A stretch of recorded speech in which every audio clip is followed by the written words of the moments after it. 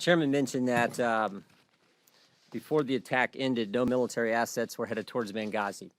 But what did start before the attack was over was the political spin.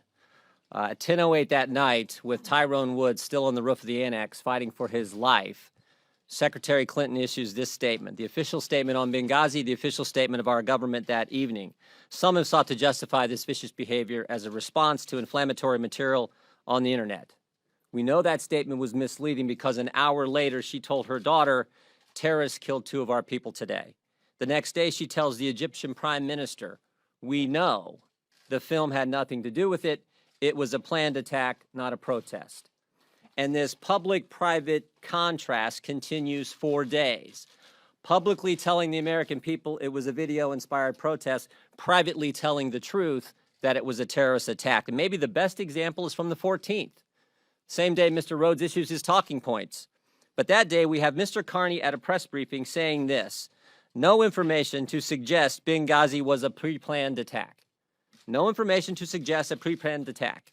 That same day, State Department official in Libya says this, Benghazi was a well-planned attack.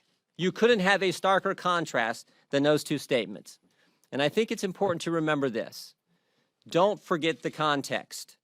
Libya was supposed to be the crowning jewel of the Clinton State Department foreign policy and the Obama administration foreign policy. This was their example of how it works. No boots on the ground, oust the dictator, help the Arab Spring. This was supposed to be how it works.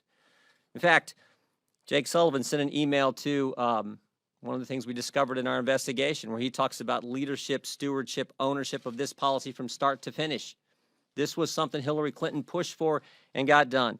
But maybe the better one is the email from Sidney Blumenthal. A few days after Gaddafi has been removed, he sends an email to the secretary, and he says, this is a big moment. You should do a press event, even if it's in the driveway of your vacation home. And he finishes the email with this statement. This is a big moment. You are vindicated. Don't wait. Help Cleo now. Cleo, of course, is the goddess of history.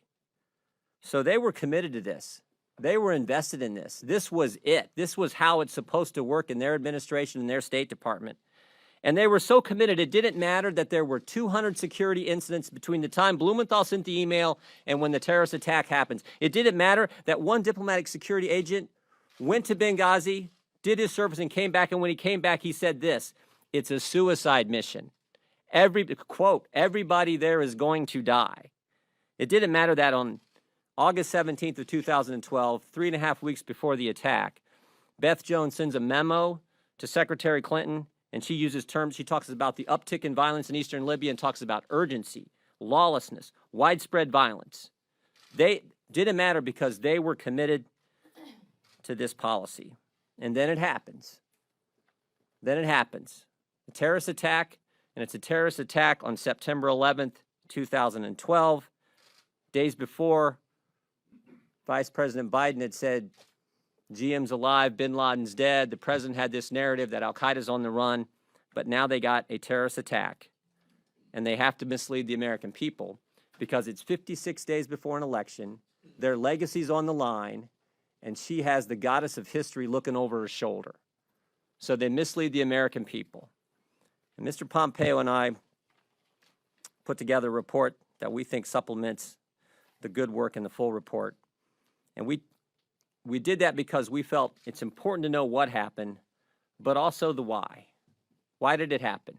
And you look at every step of this, and I am convinced, just as sure as I'm standing here, it happened because of political concerns this administration had. Why did we stay in Benghazi when almost everyone else was leaving? Why did we stay when the security posture and security position was so dangerous? Why did we mislead why did they mislead the American people? And why did it take so long to get, why were they talking about making sure military went in civilian clothes and not uniforms?